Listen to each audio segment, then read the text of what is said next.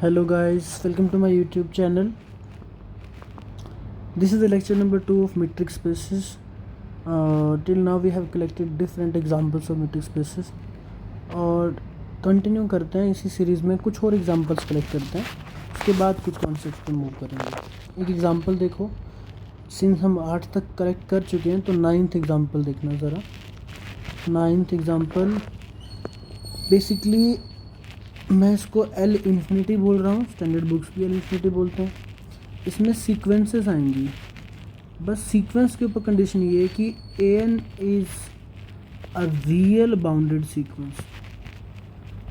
Sequence of real numbers and that too bounded. Is a real bounded sequence, ये set define किया। अब इसके ऊपर मेट्रिक भी तो कुछ डिफाइन करना पड़ेगा ना, तो डिफाइन करते हैं मेट्रिक दो टर्म्स के बीच में। तो दो टर्म्स कैसे होंगे, दो एलिमेंट कैसे होंगे इसके, ए एन और बी एन दो सीक्वेंसेस होंगी, उनके बीच में जो डिस्टेंस होगा वो कैसे डिफाइन किया गया है, supremum of a n minus b n n belongs to naturals. That means कि आप कोऑर्डिनेट वाइज डिफरेंस करो और फिर सुप्रीमम ले लो, है ना, as n belongs to naturals. Actually ये सेंस भी बनाता है क्योंकि हर सीक्वेंस बाउंडेड है, तो a n minus b n sequence भी बाउंडेड होगा तो उसका सुप्रीमम भी एग्जिस्ट करेगा, right. So this example make sense. नया एग्जाम्पल कलेक्ट करते हैं, दूसरा एग्जाम्पल 10th एग्जाम्पल मान लेते हैं, उसको एक नया बनाते हैं, सी एग्जाम्पल बनाते हैं, जिसमें हम सेट ऑफ सीक्वेंस लेंगे, बट वो अब इस बार कौन सी लेंगे, convergent sequences. A n is a convergent sequence of reals। Real numbers में जो सीक्वेंस लेते हैं हम लोग, उसमें कन्वर्जेंट सीक्वेंस लेनी है, राइट। और इसके ऊपर भी आप सेम मेट्रिक डिफाइन कर सकते हो जैसे आपने पहले किया था, क्योंकि हर सीक्वेंस जो कन्वर्जेंट होती है वो बाउंडेड तो होती है। आप नया एग्जांपल डिफाइन कर सकते हो, जैसे कि अब सीक्वेंस कन्वर्जेंट ली थी, अब आप सीक्वेंस ले सकते हो वो सारी sequences a n converges to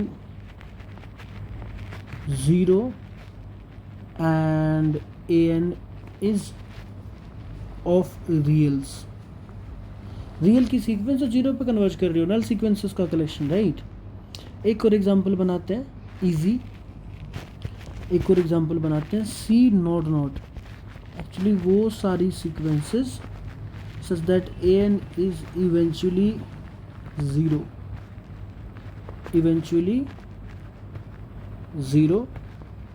an is sequence of reals, sequence of real number जो इवेंचुअली 0 हों। और ऑब्वियसली ये भी एक कन्वर्जेंट सीक्वेंस होगी, तो इन पर्टिकुलर बाउंडेड तो होगी, तो इन पर्टिकुलर ये वाला जो मेट्रिक है इसके साथ हम काम कर सकते हैं, उसमें कोई दिक्कत वाली बात है नहीं, ठीक है। कुछ और एग्जांपल, एक और एग्जांपल कलेक्ट करते हैं 13th। इसको बोलते हैं हम एलपी स्पेसेस, बहुत इंपॉर्टेंट स्पेस है एलपी।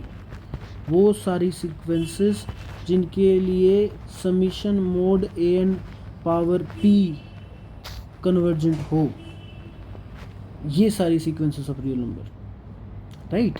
फॉर एग्जांपल अगर आपको L2 की बात करनी है तो उसमें वो सारी सीक्वेंसेस आएंगी जिसके लिए summation mode A N square convergent होगा।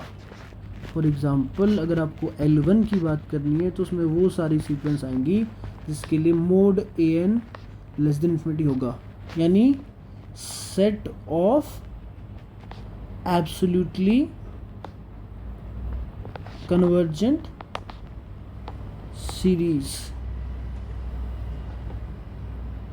ओके, इस सीरीज नहीं हुआ, set of sequences for which the corresponding series converges absolutely, हम ये बोल सकते हैं, राइट। ये एग्जांपल हुआ, एग्जांपल नंबर 13 बोल दिया हमने इसको।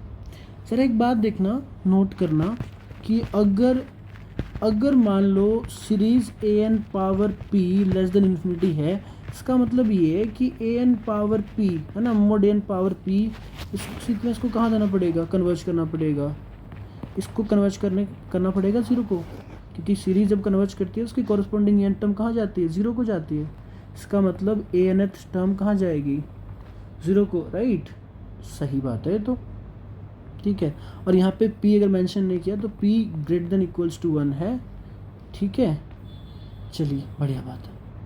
अब एक काम करते हैं, ये कुछ जो हमने एग्जाम्पल डिफाइन करे ना अभी, एग्जाम्पल नंबर 9, 10, 11, 12, 13, ज़रा देखना एक बात, नोट करना क्या कि हर वो सीक्वेंस जो इवेंचुअली ज़ीरो सीक्वेंस है, तो ओबियसली वो सीक्वेंस के कोरस्पॉन्डिंग है ना, ए एन की बात करें तो वो ज़ीरो को तो कन्वर्ज करेगी ना, राइट। और इवेंचुअली ज़ीरो सीक्वेंसेस की बात करें तो उसके कोरस्पॉन्डिंग सीरीज़ कन्वर्ज करेगी, क्योंकि उसमें सिर्फ फाइनाइटली मैनी टर्म्स होंगी। और जो भी एलपी में सीक्वेंस जा रही है उसके लिए तो लिमिट क्या आती है, 0 आती है।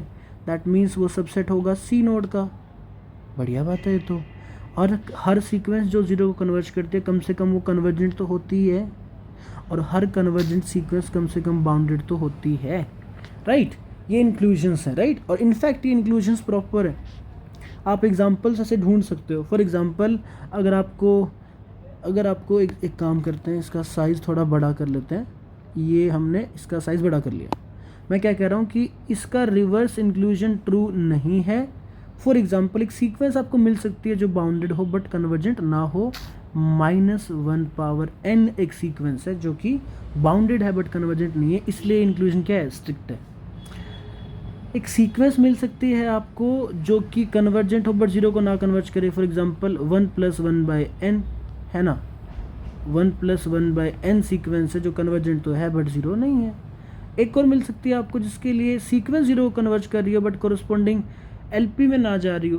फॉर एग्जांपल है ना 1/n सीक्वेंस ले लो, इसके लिए सीरीज़ 1/n नहीं, इसमें नहीं जाता ना L1 में, राइट। पी की वैल्यू 1 ले रहा हूँ मैं इस टाइम के लिए। अब पी की वैल्यू कुछ और लोगे तो आप नया एग्जाम्पल बना पाओगे। यहाँ पे भी इंक्लूजन्स ट्रू नहीं है। फॉर एग्जांपल 1/n है ना, 1/n belongs to L² but वो यहाँ सी नोड में नहीं होता, राइट। ये कुछ इंक्लूजन्स हुए जो कि प्रॉपर हुए। एक बात और नोट करने की है क्या, कि अगर मेरा P r हुआ ना तो मेरा LP कंटेन होगा LR में, और रिवर्स इंक्लूजन ट्रू नहीं है।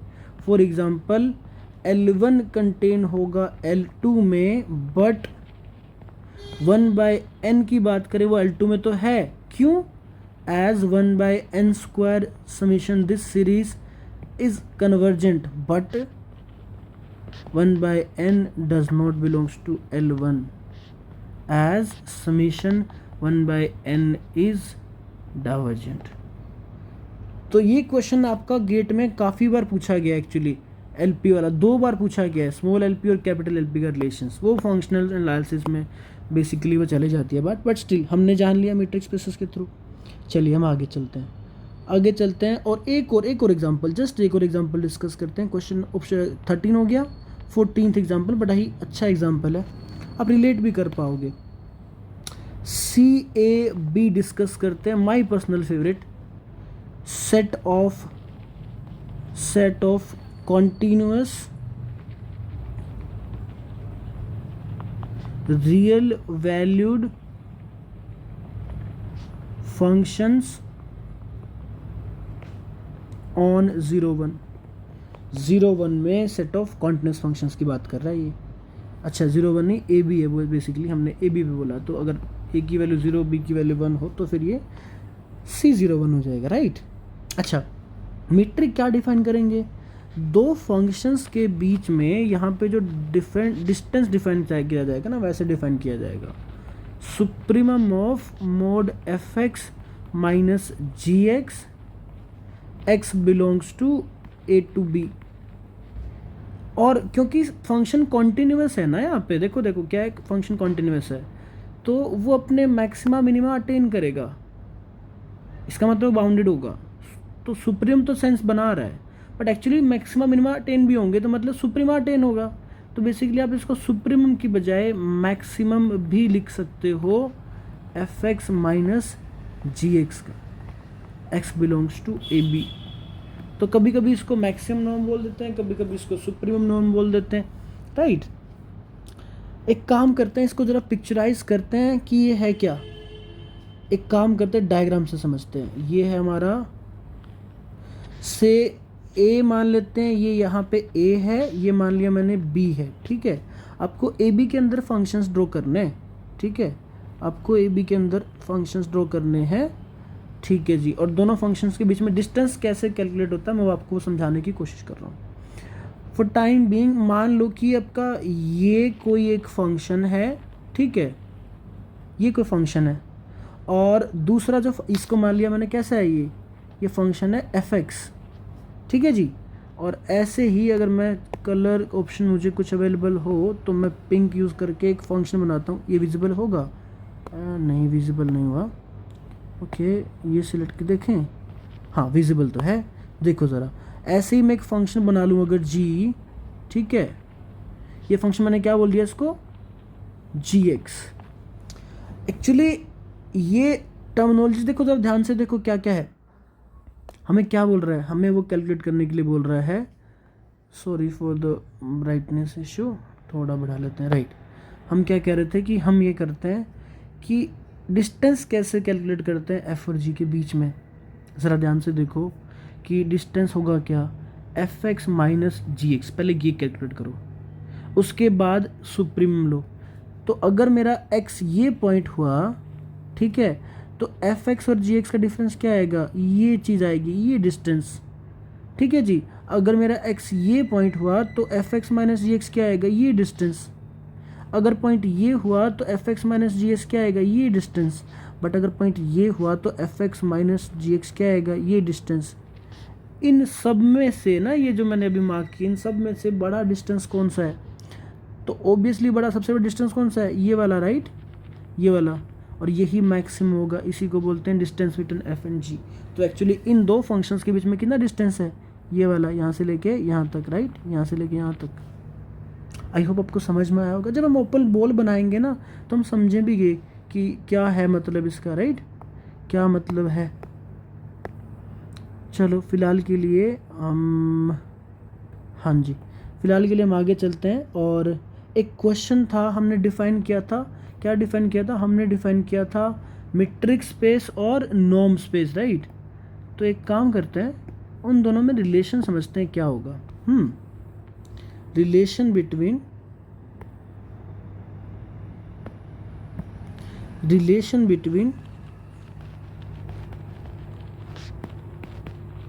Norm and metric. मीट्रिक और नॉर्म के बीच में क्या रिलेशन है, या है भी कि नहीं कोई, या फिर हम ऐसे ही बात कर रहे हैं, देखें, ठीक है जी। एक तो बात ये है कि every normed linear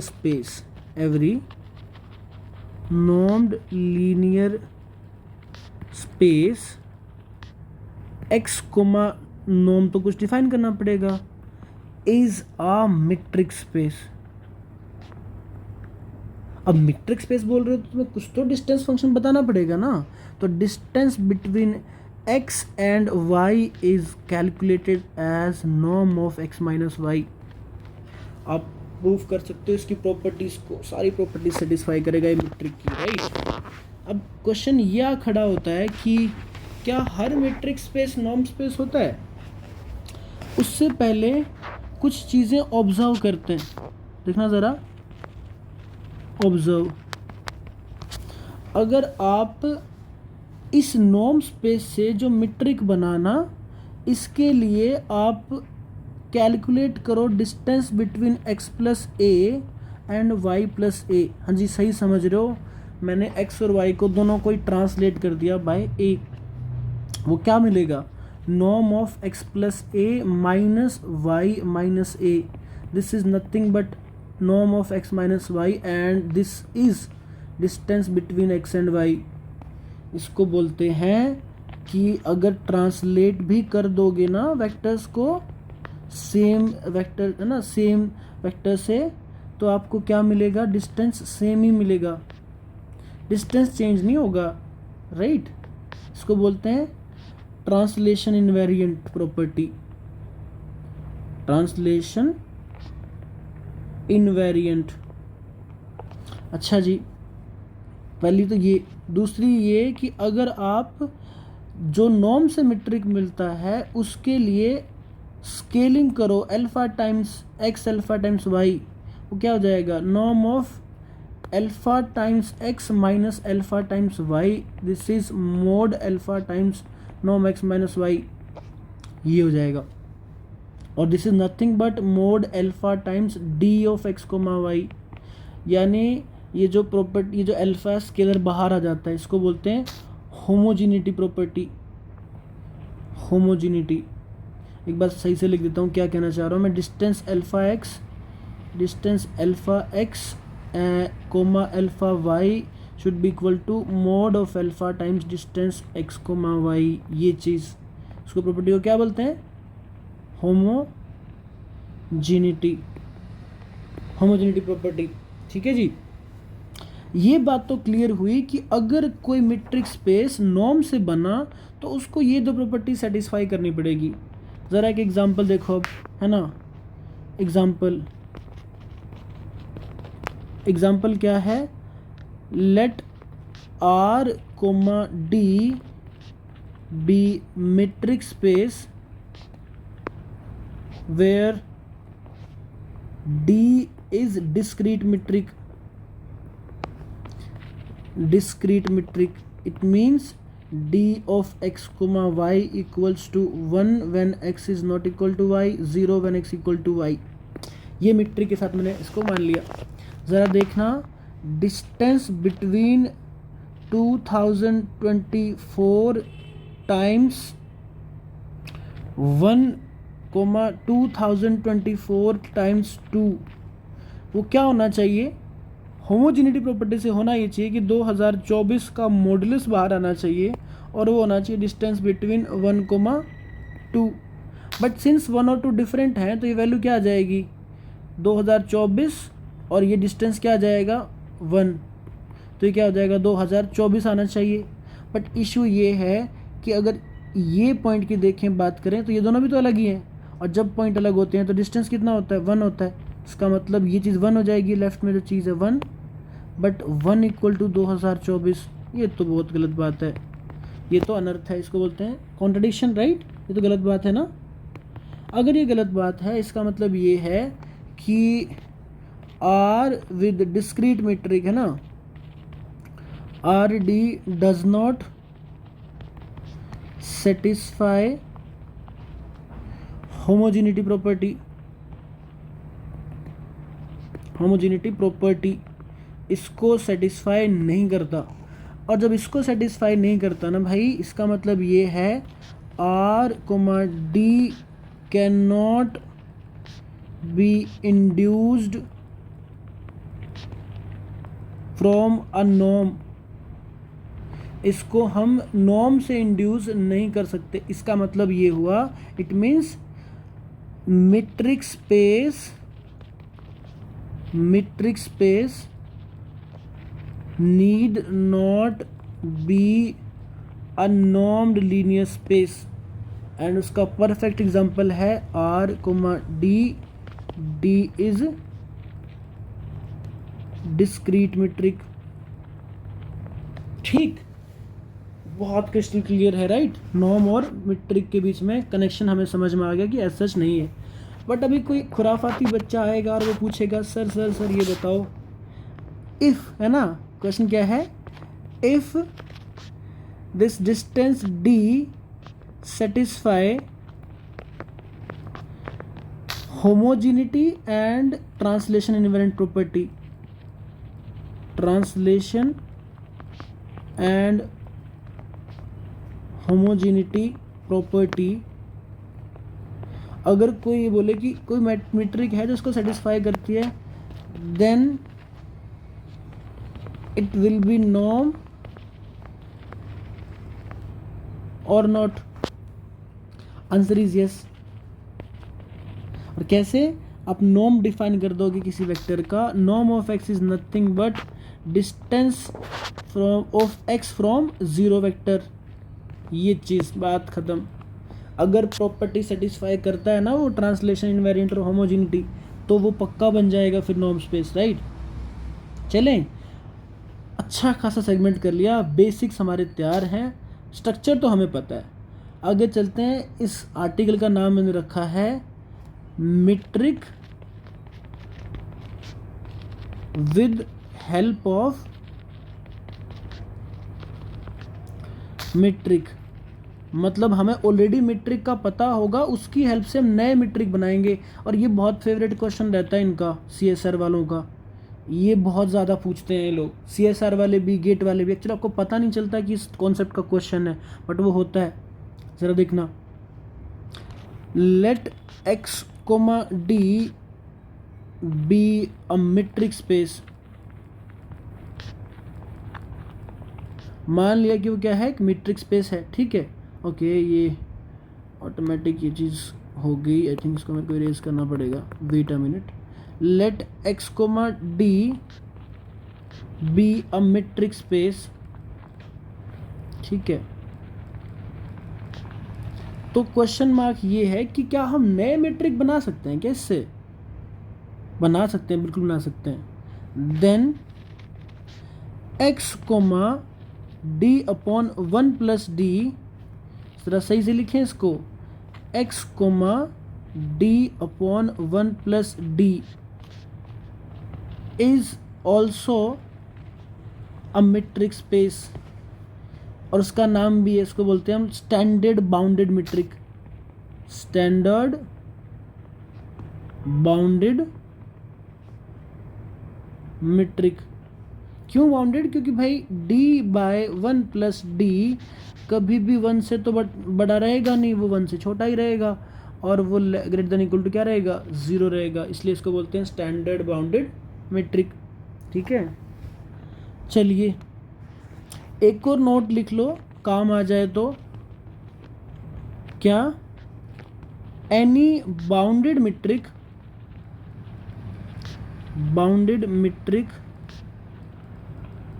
cannot be induced from a norm। किसी नॉर्म से इंड्यूस नहीं हो सकता। रीजन इसका क्या है? रीजन है होमोजेनिटी प्रॉपर्टी। क्यों? d of alpha x alpha y क्या हो जाएगा, अल्फा टाइम्स क्या होना चाहिए, d ऑफ एक्स वाई होना चाहिए, राइट, मोड। बट ये d तो बाउंडेड है, but alpha can go anywhere. ये d बाउंडेड है तो अल्फा को तो मैं इन्फिनिटी भी लेके जा सकता हूँ ना, मोड अल्फा, राइट। तो इसलिए इन जनरल किसी भी बाउंडेड मीट्रिक को किसी नॉर्म से इंड्यूस नहीं करा जा सकता, अगर आपसे कभी पूछा जाए इंटरव्यूज़ में, राइट। काफ़ी चीज़ें मैं कवर करके चल रहा हूँ, तो आप ध्यान से लिख सकते हो।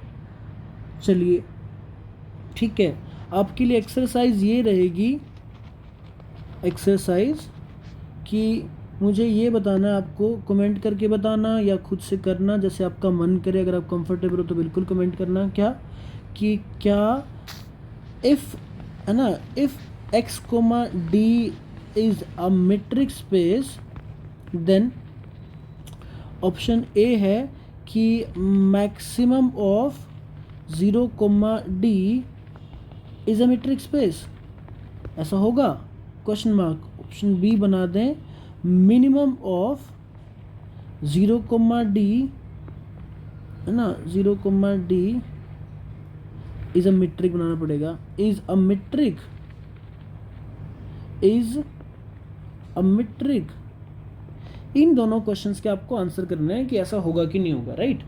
चाहे आप कमेंट करना या फिर आप कुछ भी करना, ट्राई करना, बस फाइंड आउट करने का रीजंस, राइट। हम चलते हैं आगे। ये क्वेश्चन मैं एड्रेस कर रहा हूँ, ये जो अभी मैं क्वेश्चन पुट अप करने वाला हूँ, ये मेरे माइंड में आया था, किसी बुक में नहीं था, ये क्वेश्चन कहीं नहीं मिलेगा आपको, बट क्यूरियोसिटी आई मन में कि ऑब्जर्व करते हैं ज़रा ना, एक नेचुरल क्वेश्चन पोज करते हैं। क्वेश्चन क्यों आया माइंड में? क्योंकि मेरी आदत है चीज़ों को जनरलाइज करने की, कि देखता हूँ इसका जनरल वर्जन कुछ है क्या कोई थ्योरम है क्या। तो हमें पता है कि d by 1 plus D is a metric. अगर हमें d मीट्रिक गिवन हो तो, है ना, ये हमने स्टैंडर्ड बाउंड्री मीट्रिक देखा हुआ है। बट ध्यान देना, ये किससे बना है? ये बना है एक फंक्शन से, f(x) equals to x by 1 plus X, जहाँ पे x को डी पुट कर दिया गया है ना, तो ये तो बन गया मीट्रिक। अब क्वेश्चन ये है एक्चुअली क्या, given a function f, can we define new metric d1 equals to f of d। इसको मैं d1 बोल रहा हूँ। क्या हम नया मीट्रिक f ऑफ d बना सकते हैं? ये बड़ा क्वेश्चन हो गया, बड़ा ही इंटरेस्टिंग क्वेश्चन हो गया। ठीक है जी, चलिए इसका आंसर कर देते हैं।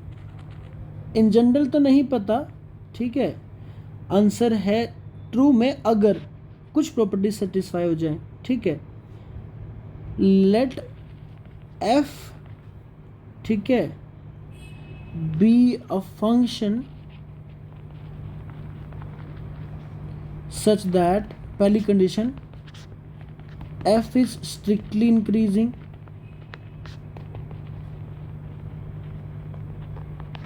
ठीक है, फंक्शन को होना चाहिए strictly increasing. Second, f of 0 must be 0। Third condition, f should be concave function. अगर ये सब हो जाए इसका मतलब हो जाएगा कि f of d is a metric. बड़ी मस्त सी थ्योरम बनाई है। ठीक है जी, कॉनकेव का मतलब होता है कि f of lambda x plus 1 minus lambda y is greater than equals to lambda times F X plus 1 minus lambda times f of y for all x comma y for all lambda belongs to 0,1। ये होता है कॉनकेविटी, right. अगर ये conditions हो जाए ना तो क्या बना देगा, वो मीट्रिक बना देगा। तो अब ऐसा कोई फंक्शन सोच लो, आपको बढ़िया से एक मीट्रिक का एग्जांपल बन जाएगा। चलिए, ये क्वेश्चन तो बहुत ज़्यादा एब्स्ट्रैक्ट हो गया, हमें इतना डिस्कस करने की रिक्वायरमेंट नहीं है। हम चलते हैं आगे। एक one of the important example ये है, एग्जाम्पल जो पूछा जाता है, बहुत बार पूछा जाता है, क्या कि गिवन अ मीट्रिक स्पेस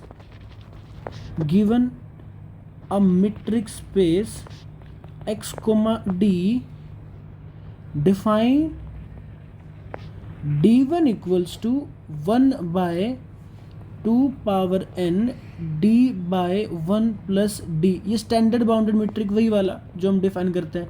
इसकी हेल्प से मैंने एक और सीरीज़ की हेल्प से, जरा देखना दोबारा लिख देता हूँ मैं सही से, क्लीन तरीके से। 1 बाय 2 पावर n, ठीक है, एक सीरीज़ बनी, बट अभी शांत नहीं हुआ। अभी क्या किया, नया एक्सप्रेशन मल्टीप्लाई किया d बाय 1 प्लस डी। तो डी एक्स कोमा वाई लिख लेता हूँ यहाँ पे, डी एक्स कोमा वाई। आपको फील आएगा कि क्या कर रहा हूँ, राइट। ये भी is a metric on x। इस गिवन मेट्रिक किससे, x कोमा डी से नया मेट्रिक बना दिया d1। ठीक है, आपने बहुत सारे वर्जन्स देखे होंगे इसके, आपने ज़रा ये देखा होगा, है ना, example d1 equal to summation 1 by 3 power n भी ले सकते हो, कोई दिक्कत वाली बात नहीं है। x minus X I minus Y है ना, क्या हो जाएगा, X I minus Y I divide में 1 plus X I minus Y और समीशन करके, राइट। अगर ये n है तो n, वरना शायद x माइनस वाई भी कर सकते हैं इसको। ठीक है, ऐसे एग्जाम्पल्स आपने देखे होंगे। ये भी एक मीट्रिक बनाएगा, ठीक है। अच्छा, एक्चुअली नोट करने वाली बात ये है, अलजेब्रा की बात करें अगर हम, तो अल्फा टाइम्स डी, है ना, if D is a metric on X then alpha times d is also a metric provided if alpha is greater than 0। ठीक है, वरना नहीं बनेगा। ठीक है जी, इससे आप लीनियर कॉम्बिनेशन की भी बात कर पाओगे कि लीनियर कॉम्बिनेशन है कि नहीं है, राइट। चलो, इसका ना एग्जाम्पल के लिए अगर हम बात करें तो ऐसा कर सकते हैं कि, अच्छा ये भी तो कर सकते हैं, हमने प्रोडक्ट की बात करी ना, तो पहला नोट ये हो गया। ठीक है, दूसरा क्या हो गया कि sum of two metric is again a metric, क्योंकि कोई प्रॉपर्टी में दिक्कत नहीं आएगी। ठीक है, इससे ये इम्प्लाई होगा कि D1 plus 5D2 is also a metric if D1 and D2 are metric on X। Same space पे अगर metric अवेलेबल है तो ये भी metric बन जाएगा। ठीक है, ये कुछ स्केलर्स की बात हुई, स्केलर मल्टीपल्स की। एक काम करते हैं, ये लेक्चर हो गया है थोड़ा सा लंबा, तो मैं लास्ट कॉन्सेप्ट बताऊंगा। उसके बाद एक काम करता हूँ, ये लास्ट बाद में कराऊँ या फिर चलो ठीक है इसको ख़त्म करते हैं। थोड़ा लंबा हो गया बट ख़त्म करते हैं। एक कॉन्सेप्ट मेरे को बताना है, बहुत प्यारा सा कॉन्सेप्ट है, ज़रा देखिएगा। ठीक है, बहुत इम्पोर्टेंट कॉन्सेप्ट है, इम्पोर्टेंट, और इससे क्वेश्चन आता ही आता है गेट में। अगर मैट्रिक पे क्वेश्चन आया तो यहाँ से आता है। ठीक है, ज़रा देखना। Let x let x be a set and y dy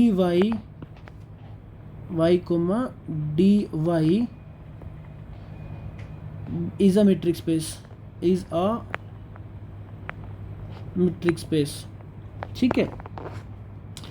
and let f from x to y dy be a 1 function. ये आप ध्यान रखना, 1 फंक्शन की बात कर रहा हूँ मैं। फंक्शन डिफाइन है जो कि 1 है। Then d of x y equal to dy of fx fy is a metric, है ना। For all x y belongs to x is a metric on x। इसका क्या इम्प्लीकेशन हुआ? इम्प्लीकेशन ये हुआ कि देखो, इम्प्लीकेशन ये हुआ, एक काम करता हूँ, पहले तो मैं ये येलो कलर मेरे कुछ काम का नहीं रहा है फ़िलहाल के लिए, तो मैं पिंक यूज़ करता हूँ। देखो ज़रा, इसका मतलब ये हुआ कि x के ऊपर एज सच कोई स्ट्रक्चर अवेलेबल नहीं था, y के ऊपर एक मीट्रिक अवेलेबल था, एग्री। उस y के मीट्रिक की हेल्प से मैंने x पे एक मीट्रिक डिफाइन किया है। ये बड़ी इंटरेस्टिंग बात है। ठीक है जी, चलिए इसका यूज़ केस समझाता हूँ। क्या यूज़ है? एग्जाम्पल ज़रा देखना। अब अपनी मर्जी से कोई 1 फंक्शन सोच लेना अपना मस्त से। Let f from r to r fx equals to e power x। ठीक है, 1 है, 1 फंक्शन है, कोई इशू नहीं है। इसका मतलब d1 of x y equals to mod of e power x minus e power y is a metric. ये चीज़ इंपॉर्टेंट है कि मेरे को r पे मॉडुलस का पता है, बट मैं r पे नया मीट्रिक डिफाइन कर रहा हूँ d1, इसकी हेल्प से। Similarly d2 of x y is equal to e power minus x minus e power x y is a metric. क्यों? क्योंकि e पावर माइनस x भी क्या होता है? 1 फंक्शन होता है। सिमिलरली एग्जाम्पल, बड़े मस्त एग्जाम्पल हैं इस कॉन्सेप्ट के। 0,1 से लेके r तक अगर fx equal to 1/x define कर दिया जाए तो f is definitely 1 this implies कि distance between x and y can be defined as 1/x minus 1/y का distance for all x y belongs to 0,1। मैंने क्या किया? यहाँ के मीट्रिक की हेल्प से यहाँ पे एक मीट्रिक डिफाइन कर दिया। चले आगे, एक और एग्जांपल करते हैं, मस्त सा example. f from 1/n from n belongs to naturals, beautiful set बोलते हैं हम लोग इसको, टू n मोड। ठीक है, f of 1/n equal to n, f is 1 function. ठीक है जी, तो 2 एलिमेंट के बीच में डिस्टेंस डिफाइन करो ज़रा। इसके 2 एलिमेंट कैसे होंगे? 1/n और 1/n टाइम के होंगे ना। वो कैसे डिफाइन कर दिया, n माइनस एम के हेल्प से, इज अ मेट्रिक। ठीक है जी। एग्जाम्पल जो गेट में आया था, मैं आपको इस एग्जाम्पल के साथ क्लास एंड करके जा रहा हूँ। ठीक है, एग्जाम्पल देखते हैं जो गेट में आया था। ये एग्जाम्पल क्या है कि D of x comma Y equals to mod of log X by Y is a metric on 0 1। ये क्वेश्चन मार्क था कि ये मेट्रिक होगा नहीं, ये क्वेश्चन आया था गेट में और ज़्यादा पुराना क्वेश्चन नहीं है, 2022 का आई थिंक। तो देखो ज़रा ये क्या लिखा हुआ है, D of x comma Y equal to क्या लिखा हुआ है, log X minus log Y and log x is a 1 function from 0 1 to r। ठीक है, इस वजह से दिस इम्प्लाइज कि d of x comma Y equals to log of x by Y is a metric. मैंने बहुत YouTube channels पे देखा है, इसको बहुत बुरे तरीके से प्रूफ करते हैं, सारी तीनों चारों प्रॉपर्टीज़ की प्रूफ करने लग जाते हैं कि ये मेट्रिक होगा, और अब ना बड़ा मस्त सा फील करते हैं, बट एक्चुअली यहाँ से बनता है, 2 लाइन का होता है। एग्ज़ाम में कभी क्वेश्चन आता है तो बहुत लेंथी नहीं होता, तुम लोगों को नहीं आता है, हमें नहीं आता है, तो हमारी गलती है ना, राइट। मिलते हैं नेक्स्ट में, लेक्चर बहुत लंबा हो गया बट मुझे कुछ कवर करना था। I hope you like the video, please like and subscribe to the channel और अपने दोस्तों को शेयर करो। ठीक है, पढ़ते रहो, एग्ज़ाम पास हो। Best of luck.